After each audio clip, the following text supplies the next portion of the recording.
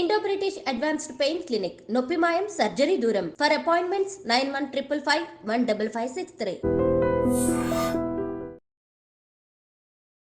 Hi guys, welcome to I dream. నేను మీ Chanakya. And 2024 అనేది తెలుగు ఇండస్ట్రీకి నిజంగా ఒక వండర్ఫుల్ ఇయర్గానే మనం చెప్పుకోవాలి. ఎందుకంటే సో హిట్ పర్సంటేజ్ అనేది కూడా ఎక్కువగానే ఉంది ప్రీవియస్ ఇయర్స్తో కంపేర్ చేసుకుంటే. మరి ఈ ఇయర్లో వచ్చిన మూవీస్లలో సో బాగా మన ప్రేక్షకుల్ని అలరించిన మూవీస్ ఏవి, అండ్ మంచిగా ఇంకా రాబోయే మూవీస్ ఏంటి నెక్స్ట్ ఇయర్ అనే దాని గురించి కూడా మనతో మాట్లాడడానికి ఇప్పుడు ఫిలిం క్రిటిక్ అలాగే సీనియర్ జర్నలిస్ట్ భరద్వాజ్ గారు ఉన్నారు. మరి అడిగి తెలుసుకుందాం. Hi sir. హాయ్ సార్, 2024 మన తెలుగు ఇండస్ట్రీకి బాగా కలిసి వచ్చింది సార్. ఏంటంటే స్టార్టింగ్ జనవరిలో హనుమాన్తో మొదలు పెడితే డిసెంబర్లో పుష్పతో, అవును. సో కంప్లీట్ మధ్యలో బ్లాక్ బస్టర్స్ ఉన్నాయి, సూపర్ హిట్స్ ఉన్నాయి, చిన్న మూవీస్ హిట్ అయ్యాయి, అటు భారీ బడ్జెట్ మూవీస్ కూడా హిట్ అవుతూ వచ్చాయి. మరి ఈ ఇయర్ని మీరు ఎలా కన్సిడర్ చేస్తారు? అంటే ఈ సంవత్సరం చాలా స్పష్టంగా ఇండస్ట్రీ 3 విభాగాలుగా మారిపోయింది. అంటే తెలుగు సినిమా మాత్రమే కాదు, భారతీయ సినిమా 3 విభాగాలుగా మారింది. ఒకటి లోకల్ మార్కెట్ సినిమా, రెండోది పాన్ ఇండియా సినిమా, మూడోది వరల్డ్ మార్కెట్ని టార్గెట్ చేసే సినిమా, లైక్ గ్లోబల్ మూవీ. అంటే గతంలో లో బడ్జెట్ సినిమాలు, హై బడ్జెట్ సినిమాలు అని ఒక డివిజన్ ఉండేది. అలాగే ఆర్ట్ సినిమా, కమర్షియల్ సినిమా అని ఒక డివిజన్ ఉండేది. Black and white cinema, colour cinema అనేటువంటి డివిజన్ ఉండేది. ఇప్పుడు ఆ డివిజన్స్ అన్నీ వెళ్ళిపోయి ఏది ఏ మార్కెట్కి టార్గెట్ చేస్తున్నారు అనే పద్ధతిలో ఒక డివిజన్ వచ్చేసింది. ఈ డివిజన్ తెలుగు సినిమా రంగంలో చాలా స్పష్టంగా కనిపించింది ఈ సంవత్సరం. అంటే దాదాపు పెద్ద హీరోలందరూ కూడా లోకల్ మార్కెట్ సినిమాలు చేయటం మానేశారు. ఓన్లీ పాన్ ఇండియా ప్రాజెక్ట్సే. అందుకని ఈ సంవత్సరం ప్రభాస్ సినిమాలు రిలీజ్ అయినాయి. కల్కి రిలీజ్ అయింది, 1200 కోట్ల క్లబ్లోకి వెళ్ళింది. అది కొంత డివైడ్ టాక్తో నడిచింది. డివైడ్ టాక్ మధ్య 1200 కోట్లకు వెళ్ళింది. అది వెళ్ళటానికి రీజన్ ఏమిటి? అంతకుముందు వచ్చినటువంటి సలార్ కావచ్చు, సలార్ కంటే ముందు వచ్చినటువంటి ఆదిపురుష్ కావచ్చు, కొంత ఇబ్బంది పెట్టినాయి అభిమానుల్ని. ఇది కొంత తెరిపినిచ్చింది ఒక రకంగా. ఆయనతో ఎంటర్టైనింగ్గా క్యారెక్టర్ నడిపే ప్రయత్నం చేశాడు నాగశ్విన్.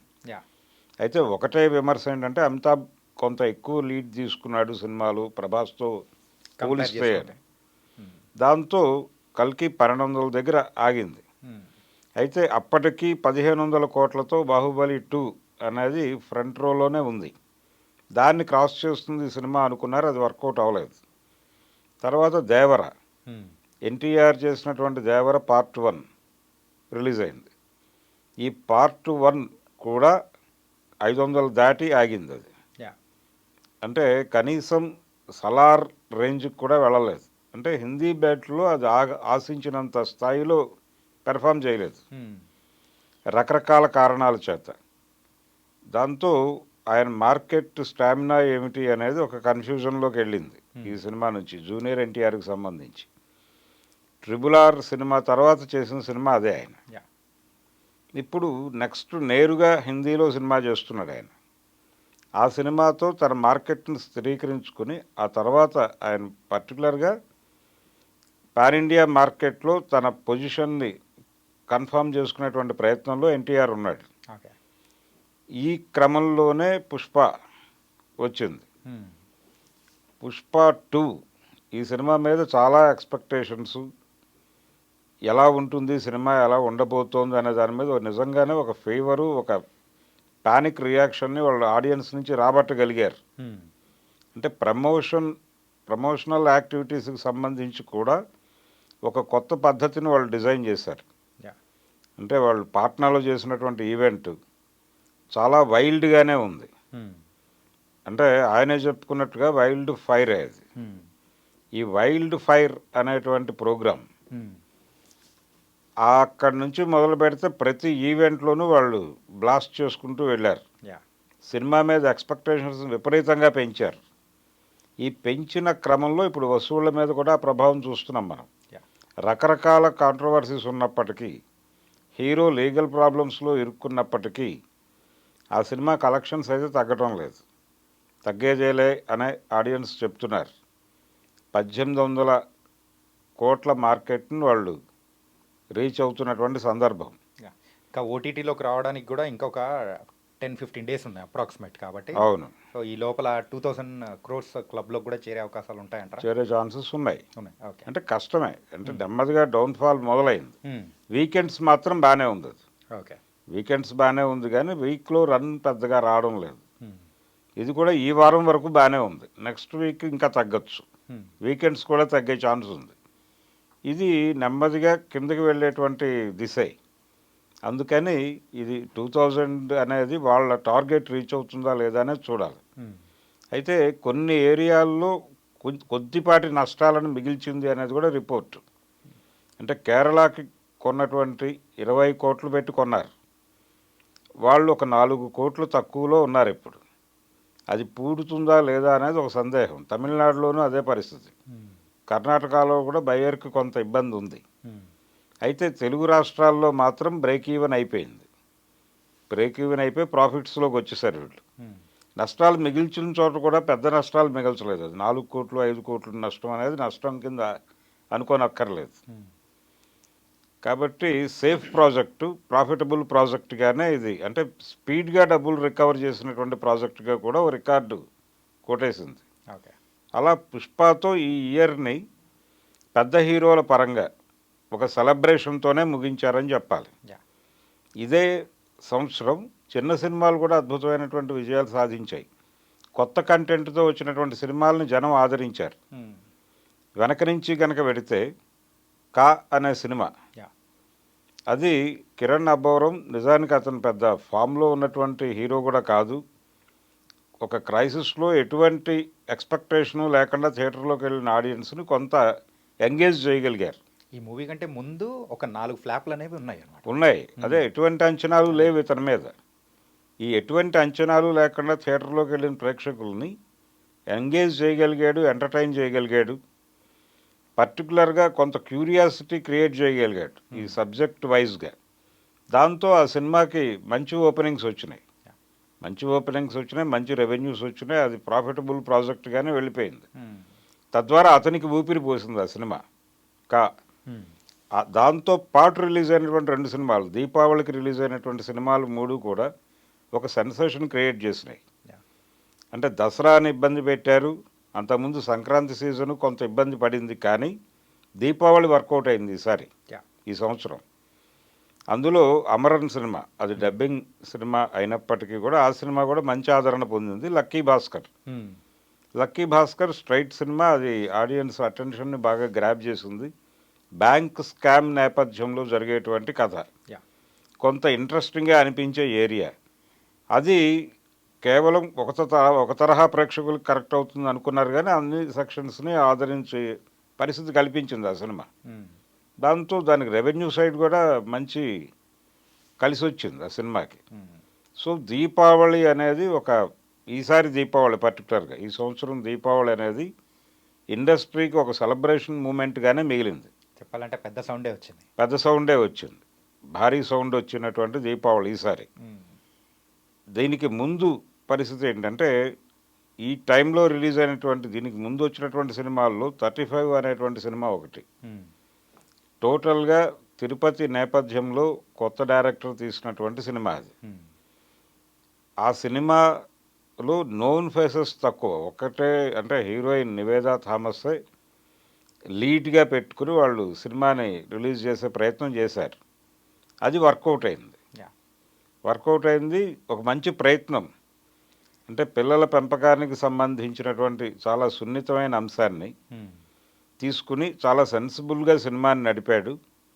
అన్ని వర్గాల ప్రేక్షకులు ఆదరించారు దాన్ని. అలాగే రిజర్వేషన్ ఇష్యూ లాంటి ఒక కొంచెం సెన్సిటివ్ సబ్జెక్టును తీసుకుని కమిటీ కుర్రాళ్ళు అనేటువంటి సినిమా తీశారు. నిహారిక కొణిదల నుంచి వచ్చింది ఆ సినిమా. డైరెక్టర్ గారికి జనసేనతో ఒక రాజకీయ అనుబంధం ఉంది. ఈ నేపథ్యంలో రిజర్వేషన్ ఇష్యూ అనేది గ్రామాలలో ఒకళ్ళ మధ్య ఒకళ్ళకి ఎలాంటి విద్వేషాలు రేపుతుంది అనేటువంటిది ఎక్కడా కూడా ఓవర్గా వెళ్తే అది గొడవలకు దారితీసేటువంటి అంశమే. ఎంత మంచి ఫ్రెండ్స్ ఉన్నా కానీ వాళ్ళ మధ్యలో వచ్చే ఈ సున్నితమైన దాన్ని కూడా చాలా చక్కగా వివరించారు. అంటే వాళ్ళ మధ్య ఆ గ్యాప్ పెరగటానికి ఈ ఇష్యూ కూడా కారణము అనేది చెప్పాడు ఆయన. అది నిజానికి కొంత యాంటీ రిజర్వేషన్ మూడ్లో చెప్తున్నాడా డైరెక్టరు అనేటువంటి ఒక సందేహం వస్తుంది, కానీ దాన్ని ఎక్కువ చర్చ చేయకుండా కంట్రోల్ చేసుకోవటం వలన సినిమా కాంట్రవర్షియల్గా కాకుండా ఒక ఉపయోగపడే అంశాన్ని చర్చకు పెట్టాడు డైరెక్టరు అనేటువంటి ఒక పాజిటివ్ టోన్తోనే ముగిసింది ఆ సినిమా. అట్లా ఆ సెన్సిబుల్ పాయింట్ను కూడా పట్టుకుని మాట్లాడగలిగారు. అలాగే ఇంకొక సినిమా నార్నే నితిన్ నుంచి వచ్చినటువంటి సినిమా హాయ్, అది కూడా ఎంటర్టైనింగ్గా నడిచిపోయింది సినిమా.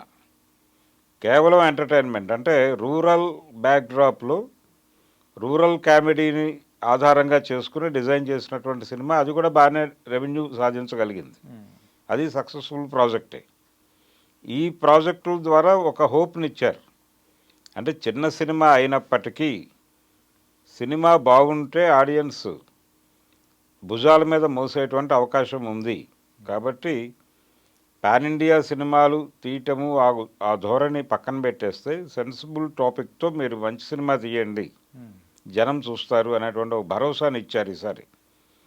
దీంతో పాటు ఇంకొంచెం ముందుకెడితే, అంటే నిజానికి జనవరి నుంచి మొదలు పెడితే జనవరికి రిలీజ్ అయినటువంటి పెద్ద సినిమాలు, సంక్రాంతి టార్గెట్గా వచ్చినటువంటి సినిమాల్లో గుంటూరు కారం ఇబ్బంది పెట్టింది. చాలా అంచనాలు, మహేష్ బాబు అలాగే త్రివిక్రమ్ శ్రీనివాస్ కాంబినేషను, దాని మీద చాలా అంచనాలు ఉన్నాయి జనాలకి.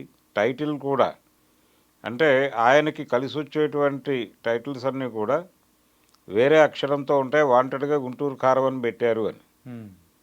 అంటే ఇంతకుముందు వచ్చినటువంటి ఆయన సినిమాలన్నీ కూడా ఒక ధోరణిలో ఉంటాయి టైటిల్స్. అలవైకుంఠపురంలో, అరవింద సమేత, ఇలాగే. ఈ టైటిల్ కొంచెం భిన్నంగా ఉంది. గుంటూరు కారం అనేది ఆయన మార్క్ టైటిల్ కాదు. ఈ టైటిల్ పెట్టారు. ఇది ఆయన మొదటిసారిగా టోటల్ మాస్టర్ని ఇవ్వబోతున్నారు డైరెక్టర్ గారు. ఈ సినిమా నెక్స్ట్ రేంజ్లో ఉండబోతోంది. ఇలాంటి అంచనాల మధ్య సినిమా రిలీజ్ అయింది. కానీ అది ఒక ఎద్దనపూడి సులోచనారాణి గారి నవలే, దాన్నే అడాప్ట్ చేసుకుని ఈ సినిమాకి తీసుకొచ్చారు. అంటే కీర్తి కిరీటాలు అనేటువంటి నవలలో క్యారెక్టర్స్ని తీసుకుని ఆయన డిజైన్ చేశాడు అనేది బయటకు వచ్చేసింది. ఏది ఏవైనా అది ఆశించిన రేంజ్లో అయితే ఆడియన్స్ని పట్టుకోలేకపోయింది. ఆ సినిమా మిస్ఫైర్ అయినట్టుగానే భావించాలి. సరైన మోతాదులో ఉండాల్సింది కాస్త ఘాటు ఎక్కువైపోయి ఘాటు తగ్గిందా సార్? ఘాటు తగ్గింది. ఘాటుగాను నాటుగాను ఉండాల్సిన సినిమా అలా లేకపోవడం వలన అలాంటి రిజల్ట్ను రాబట్టింది ఆ సినిమా. ఓకే. రెండోది పాన్ ఇండియా మార్కెట్లోకి ఎంటర్ కావాలి అనేటువంటి మూడ్లోకి వచ్చేసాడు ఆయన మహేష్ బాబు. ఆ మూడ్లో ఈ సినిమా ఆయన్ని కొంత వెనక్కి లాగినట్టుగానే చూడాల్సి ఉంటుంది. ఓకే. నిజానికి ఈ సినిమాను కూడా పాన్ ఇండియా మార్కెట్లో ప్రమోట్ చేయడం కోసం కొన్ని ప్రయత్నాలు చేశారు, కానీ వర్కౌట్ అవ్వలేదు, అది ఆగిపోయింది.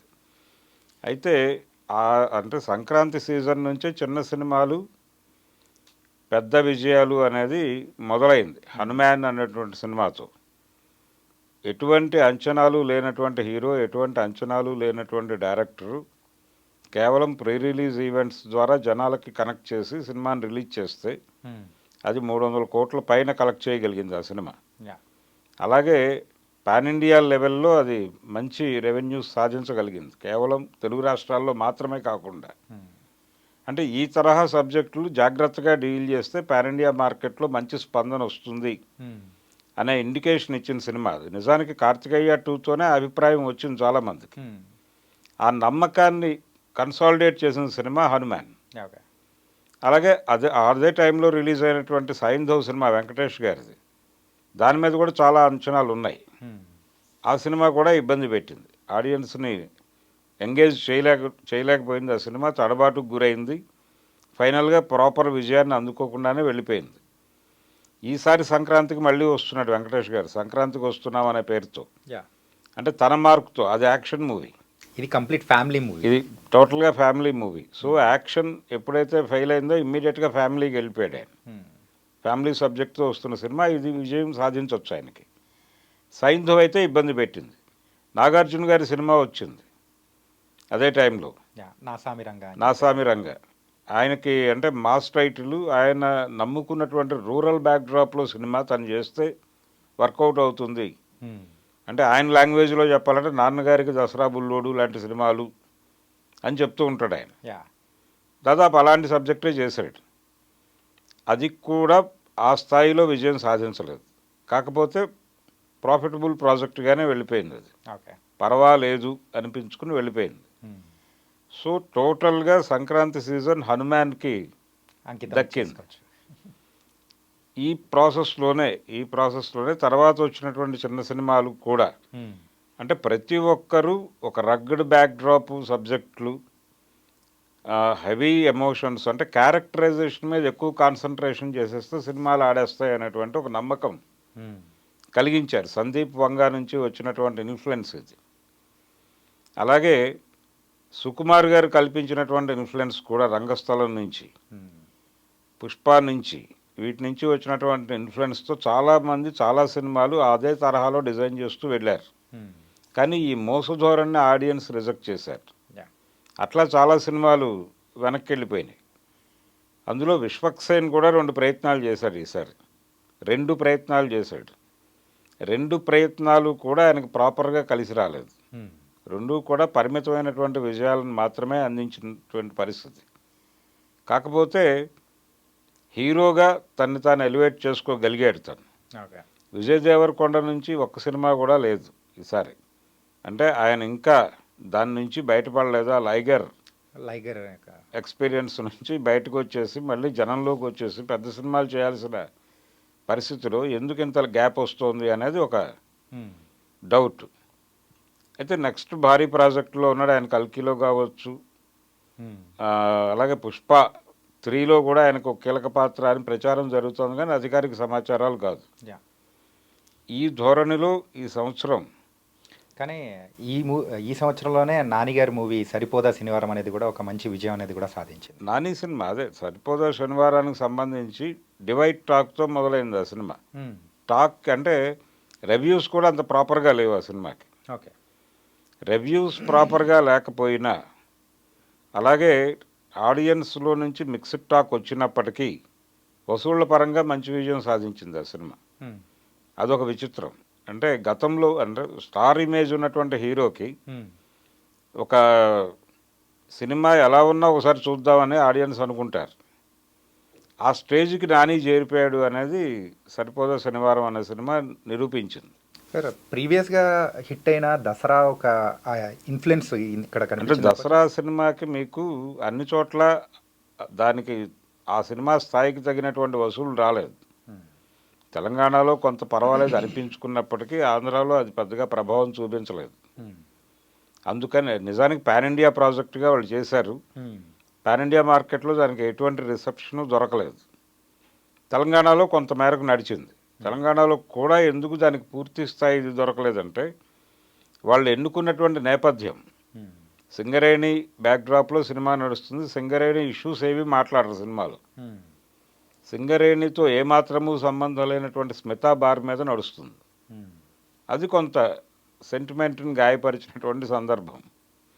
అందుకని అది సీరియస్గా పెర్ఫామ్ చేయలేదు. కానీ టేకింగ్ పరంగా దానికి ఒక ఆదరణ దక్కింది. దానికి వచ్చినటువంటి ఆదరణ అంతా కూడా టేకింగ్, ఆ గ్రాండియరు, వాటి మీద వెళ్ళిపోయింది సినిమా. ఓకే. కానీ సరిపోదా శనివారం అనే సినిమాకి ఎటువంటి టాక్ ఉన్నప్పటికీ, ఎటువంటి రివ్యూస్ ఉన్నప్పటికీ జనాలు థియేటర్కి వెళ్ళి చూశారు ఆ సినిమాని. ఓకే. తద్వారా అది ప్రాఫిటబుల్గానే వెళ్ళింది. అలా చిరంజీవి గారి సినిమా లేదు ఈ సంవత్సరం. అంటే అంతకుముందు సంవత్సరం కూడా పెద్ద హీరోల సినిమాలు ఏవీ లేవు టోటల్గా. ఈసారి కొంతమంది కనిపించారు. మహేష్ బాబుతో మొదలుపెట్టి అల్లు అర్జున్ వరకు పెద్ద హీరోలు కనిపించారు. ఈసారి కనిపించారు. దాదాపు ప్రతి ఒక్కళ్ళని ఆదరించారు, ఒక గుంటూరు కారాన్ని తప్పితే.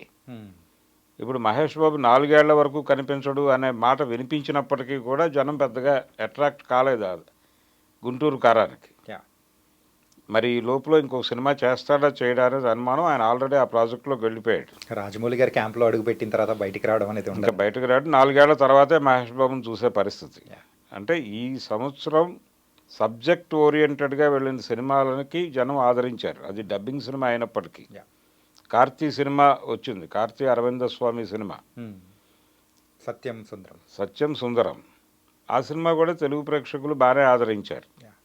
అంటే సెన్సిటివ్ సబ్జెక్టు దాని, అంటే ఇంటర్నెట్ ప్లాట్ఫామ్స్ మీద, సోషల్ మీడియా ప్లాట్ఫామ్స్ మీద సినిమాలకు సంబంధించిన చర్చ జరిపి ఆ చర్చ ద్వారా సినిమాలకి కలెక్షన్స్ రైజ్ చేసినటువంటి సందర్భం ఆ సినిమా అప్పుడు కనిపించింది. ఆ సినిమాతో పాటు 35 సినిమాకు కూడా జరిగింది అది. అట్లా సినిమాల ప్రమోషన్ ఆడియన్స్ కనుక ప్రాపర్గా ఫీల్ అయితే, సినిమా బాగుంది అని ఫీల్ అయితే వాళ్లే భుజం మీద మోస్తారు అనేది ప్రూవ్ చేసిన సంవత్సరం కూడా 2024. చిన్న సినిమా అంటే మన ఉద్దేశం ఏంటంటే, చిన్న సినిమా అనగానే అది ఏదో ఏముంటుంది ఆ సినిమాలో అనేటువంటి పరిస్థితికి వెళ్తున్నారు. గతంలో ఒక హోప్ ఉండేది, చిన్న సినిమాల్లో కథ ఉంటుంది, లో బడ్జెట్ సినిమాల్లో కథ ఉంటుంది, హై బడ్జెట్ సినిమాల్లో హడావిడి ఉంటుంది అని. ఇది వాస్తవం అనేది ప్రూవ్ చేశారు ఈసారి. చిన్న సినిమాల్లో కథ ఉంది, పెద్ద సినిమాల్లో హడావిడి ఉంది. అలా నడిచిపోయింది ఈ సంవత్సరం. ఇంకొకటి ఏంటంటే, చిన్న సినిమాలు పెద్ద శబ్దం చేశాయి కాబట్టి ప్రాపర్గా మీరు లోకల్ మార్కెట్ని ముందు టార్గెట్ చేయండి. లోకల్ మార్కెట్లో మీరు ప్రూవ్ చేసుకున్న తర్వాత పాన్ ఇండియా మార్కెట్ మీకు ఓపెన్ అవుతుంది. దానికోసం తాపత్రయపడితే ఈ మార్కెట్ కూడా పోయే ప్రమాదం ఉంటుంది అనేది కూడా 2024 చెప్పింది ప్రపంచానికి.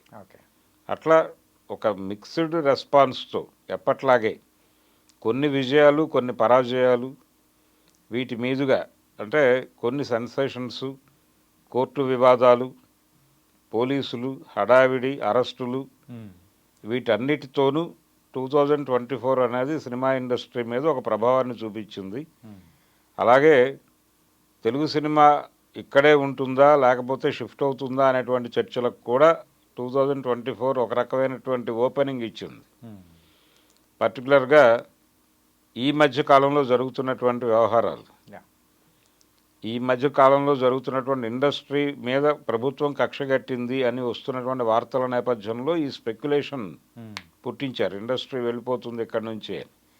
అటువంటి ప్రమాదం డెఫినెట్గా ఉండదు, కానీ అది జరగటం మంచిదే. ఒకవేళ అది జరిగితే నిజానికి ఆంధ్రాకి వెళ్ళిపోతే ఆంధ్ర సినిమాలు ఆంధ్రాలో తయారవుతాయి, తెలంగాణ సినిమాలు తెలంగాణలో తయారవుతాయి. ఎవరి సినిమాలు వాళ్ళు తీసుకుంటే ఉత్తమ ప్రాంతీయ చిత్రంగా అవార్డు ఆంధ్ర తెలుగుకి ఇస్తారా, తెలంగాణ తెలుగుకి ఇస్తారా అనేది ప్రశ్నగా మారుతుంది. అంటే ఇదొక కొత్త చర్చకు దారి తీసేలా అవకాశం ఉంది. ఇలాంటి సందర్భం కూడా క్రియేట్ చేసింది. హీరోయిజం కంటే కూడా హీరోయిజం ఉన్న సినిమాలు ఆదరించారు. నిజానికి పుష్ప 2కి లభించినటువంటి ఆదరణ, ఆ హడావిడి, అదంతా కూడా సబ్జెక్టు మీద కాన్ఫిడెన్స్ కంటే కూడా తెర మీద కనిపించినటువంటి హడావిడి, హీరోయిజం మీద నడిపినటువంటి సీన్స్, అవన్నీ అంటే హీరో ఇమేజ్ మీద సీన్స్ నడపడం కూడా కొంచెం కష్టమే. దాన్ని సుకుమార్ చాలా అద్భుతంగా సాధించగలిగాడు. అందుకని అది ఆడియన్స్ని కనెక్ట్ చేసుకోగలిగింది. ఈ రోజుకి అది వీకెండ్స్లో మంచి వసూళ్లు రాబట్టగలగడానికి కారణం అదే. అట్లా ఒక కొత్త సిస్టమ్ చూపించారు. అయితే ఈసారి వచ్చిన పార్ట్ 1లు భారీ స్థాయిలో ఎంటర్టైన్ చేయలేదు జనాలు. అది దేవరా 1 కావచ్చు, అలాగే కల్కి 1 కావచ్చు. కల్కి 2 మీద హోప్స్ అయితే ఉన్నాయి, దేవరా 2 మీద కూడా హోప్స్ ఉన్నాయి. పుష్ప 2 సక్సెస్ తర్వాత ఇప్పుడు ఆ రెండింటి మీద కూడా హోప్స్ వచ్చినాయి జనాలకి. అయితే ఈ సందర్భంగా ఇండస్ట్రీ నుంచి ప్రతి హీరో, పెద్ద హీరోల నుంచి కనీసం 2 సినిమాలు గనక రిలీజులు ఉంటే ఇండస్ట్రీ కొంచెం బ్రైట్గా ఉంటుంది ఇప్పటితో పోలిస్తే. నిజానికి ప్రభాస్ అన్నాడు ఆ మాట, సంవత్సరానికి 2 రిలీజులు ఉండేటట్టు చూసుకుందాం అన్నాడు ఆయన ఒక ఫంక్షన్లో. ఆ ప్రయత్నం జరగాలి. ఆ ప్రయత్నం జరిగితే ఇండస్ట్రీ బయటకు వచ్చేస్తుంది. అంటే ఈ సంవత్సరం ఇంకో కాన్స్పిరసీ కనిపిస్తోంది ఇండస్ట్రీ నుంచి. అంటే ఆడియన్స్ని ఓటీటీ ఆడియన్స్ గాను, మల్టీప్లెక్స్ ఆడియన్స్ గాను మార్చేటువంటి ఒక కాన్స్పిరసీ. సింగిల్ స్క్రీన్స్ వెళ్ళిపోతున్నాయి, మల్టీప్లెక్స్లు ఎక్కువ అవుతున్నాయి. దీంతో సింగిల్ స్క్రీన్ ఆడియన్స్ని మల్టీప్లెక్స్లకి నెట్టేసే ప్రయత్నం జరుగుతోందా అనేది ఒక డౌట్. చాలా చోట్ల సింగిల్ స్క్రీన్స్ రియల్ ఎస్టేట్లోకి వెళ్ళిపోతున్నాయి. మల్టీప్లెక్స్లు మాత్రమే వర్ధిల్లుతున్నాయి. కొన్ని సింగిల్ స్క్రీన్స్ ఏమవుతున్నాయంటే అవి వాటిని కూడా మల్టీప్లెక్స్లుగా మార్చేసే అవకాశాలు అనేది కూడా కాంప్లెక్స్లు వచ్చేసాయి. చాలా చోట్ల చూస్తున్నాం. ఎందుకంటే ఎక్కువగా థియేటర్స్ అనేది కూడా సిటీ మధ్యలోనూ అట్లా ఉండడంతో ఆ ప్రాపర్టీస్ని కూడా మరి కమర్షియలైజ్ చేసేస్తున్నారు. అంటే థియేటర్ వయబుల్గా లేదు. అంటే ఇంకొక గొడవ ఉంది ఇక్కడ. సింగిల్ స్క్రీన్కి ఏమో రెంట్ ఇస్తున్నారు, వాళ్ళకేమో పర్సంటేజ్ ఇస్తున్నారు. మల్టీప్లెక్స్కి మల్టీప్లెక్స్లకి పర్సంటేజ్ ఇవ్వటం వలన వాళ్ళకి సినిమాలు ప్రాఫిటబుల్గానే ఉన్నాయి. వీళ్ళకి రెంట్ మాత్రమే ఇవ్వటం వలన ఈ రెంట్ని సపోర్ట్ చేసేటువంటి కలెక్షన్స్ ఉండటం లేదు అక్కడ. దాంతో ఈ రెంట్ మీదే బతకాల్సినటువంటి పరిస్థితిలో సింగిల్ స్క్రీన్స్ మెయింటైన్ చేయడం కష్టమై మూసివేసేస్తున్నారు వాళ్ళు. అది ప్రాబ్లం. దాన్ని అడ్రస్ చేయాల్సి ఉంటుంది. రెండోది, థియేటర్ అనేది ఆడియన్స్ ఫ్రెండ్లీగా ఉండటం లేదు అనేది ఒక ఎలిగేషన్. మల్టీప్లెక్స్లు మాత్రమే మిగిలితే సాధారణ ప్రేక్షకుడు మల్టీప్లెక్స్కి వెళ్ళలేడు. అక్కడ టికెట్లు భారం మాత్రమే కాదు, స్నాక్స్ భారం కూడా భరించాల్సి ఉంటుంది. ఈ రెండు భారాల్ని భరించడానికి సిద్ధంగా లేడు. రెండోది, ప్రీమియర్స్ పేరుతో అలాగే ప్రైస్ హైక్కి ప్రభుత్వాల నుంచి అనుమతులు సాధించడంలో కూడా ఈ సంవత్సరం ఒక రికార్డు క్రియేట్ చేశారు. ప్రీమియర్స్ 6:30 నుంచే వేయటం అనేది పుష్ప 2కి కనిపించింది. దాంతోపాటు 1200 నుంచి 3000 టికెట్లు అమ్మటం అనే ఒకటి కూడా మనం ఈ సంవత్సరం చూసాం. ఇంతకుముందు ఈ రేట్లు లేవు. మ్యాక్సిమం 800 అంతే. 1000 రూపాయలు అనేది చాలా గొప్పగా చెప్పుకున్నారు. అంటే గతంలో బ్లాక్ టికెట్ల అమ్మకాలు ఉండేవి. ఇప్పుడు ఏంటంటే జిఎస్టీ కట్టి బ్లాక్ అమ్ముతున్నారు. ఇదొక విచిత్రమైనటువంటి ధోరణికి కూడా ఈ సంవత్సరం అంకురార్పణ జరిగింది. కాబట్టి రకరకాల వింతలు విశేషాలతో 2024 అనేది ఎండింగ్లోకి వచ్చేసాం మనం. మరి 25 ఎలాంటి విచిత్రాలను మనకు అందిస్తుందో చూడాలి. ఓకే సార్, అతనికైతే 2024 అనేది టాలీవుడ్ ఇండస్ట్రీకి కంప్లీట్గా ఒక మిక్స్డ్ రెస్పాన్స్ ఉంది. Black busters and flops, hits అన్ని రకాలుగా చిన్న మూవీస్ని, మెయిన్గా కంటెంట్ ఉన్న మూవీస్ని తెలుగు వాళ్ళు ఆదరిస్తారు అనే దానికి 2024 అనేది ఒక ఉదాహరణగా కూడా ఉంది. So thank you so much sir. Thank you.